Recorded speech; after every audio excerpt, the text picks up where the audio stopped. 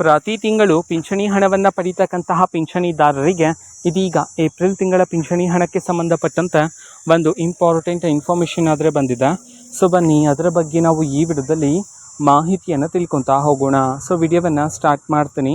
ಅದಕ್ಕಿಂತ ಮೊದಲು ನೀವಿನ್ನೂ ನಮ್ಮ ಚಾನಲ್ಗೆ ಸಬ್ಸ್ಕ್ರೈಬ್ ಮಾಡ್ತಾ ಇದ್ರೆ ಈ ಕೂಡಲೇ ಈ ಚಾನಲ್ಗೆ ಸಬ್ಸ್ಕ್ರೈಬ್ ಮಾಡ್ಕೊಳ್ಳಿ ಮತ್ತು ಲೈಕ್ ಮಾಡಿ. ಸೊ ಈಗ ನಾವು ಇನ್ಫಾರ್ಮೇಷನನ್ನು ತಿಳ್ಕೊತಾ ಹೋಗೋಣ.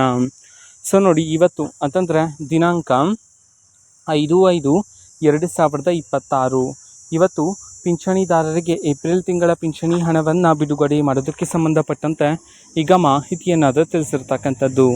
ಸೊ ಯಾವ ಜಿಲ್ಲೆಗಳಲ್ಲಿನ ಪಿಂಚಣಿದಾರರಿಗೆ ಇವತ್ತು ಏಪ್ರಿಲ್ ತಿಂಗಳ ಪಿಂಚಣಿ ಹಣವನ್ನು ಬಿಡುಗಡೆ ಮಾಡಲಾಗ್ತದೆ, ಈ ಒಂದು ಮಾಹಿತಿಯನ್ನು ನಾವು ತಿಳ್ಕೊಳೋದಾದರೆ ಇವತ್ತು ಕರ್ನಾಟಕದಲ್ಲಿರ್ತಕ್ಕಂತಹ ಪಿಂಚಣಿದಾರರಲ್ಲಿ 18 ಜಿಲ್ಲೆಗಳಲ್ಲಿನ ಪಿಂಚಣಿದಾರರ ಖಾತೆಗೆ ಇವತ್ತು ಏಪ್ರಿಲ್ ತಿಂಗಳ ಪಿಂಚಣಿ ಹಣವನ್ನು ಬಿಡುಗಡೆ ಮಾಡೋದಕ್ಕೆ ಸಂಬಂಧಪಟ್ಟಂತೆ ಮಾಹಿತಿಯನ್ನು ತಿಳಿಸಿರ್ತಕ್ಕಂಥದ್ದು. ಸೊ ಈಗ ನಾವು 18 ಜಿಲ್ಲೆಗಳ ಹೆಸರನ್ನು ತಿಳ್ಕೊತಾ ಹೋಗೋಣ ಬನ್ನಿ.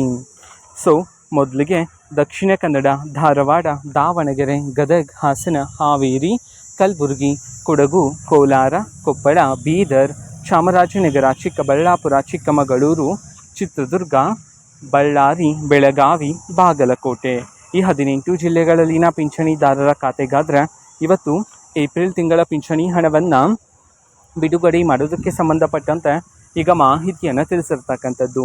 ಓಕೆನಾ. ಸೊ ಇದು ಇವತ್ತಿನ ಒಂದು ವಿಡಿಯೋ ಇದೆ. ಈ ರೀತಿ ಇನ್ನು ಹಲವಾರು ಯೋಜನೆಗಳಿಗೆ ಸಂಬಂಧಪಟ್ಟಂತೆ ಮಾಹಿತಿ ಬಂದ ನಂತರ ಆದಷ್ಟು ಬೇಗ ನಾನು ನಿಮಗೆ ಇನ್ಫಾರ್ಮೇಷನನ್ನು ತಿಳಿಸ್ತೀನಿ. ಅದಕ್ಕೋಸ್ಕರ ಆ ಚಾನಲ್ಗೆ ಸಬ್ಸ್ಕ್ರೈಬ್ ಮಾಡಿಕೊಳ್ಳಿ.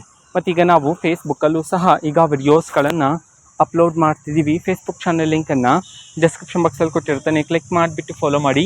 ಓಕೆನಾ. So thank you, bye.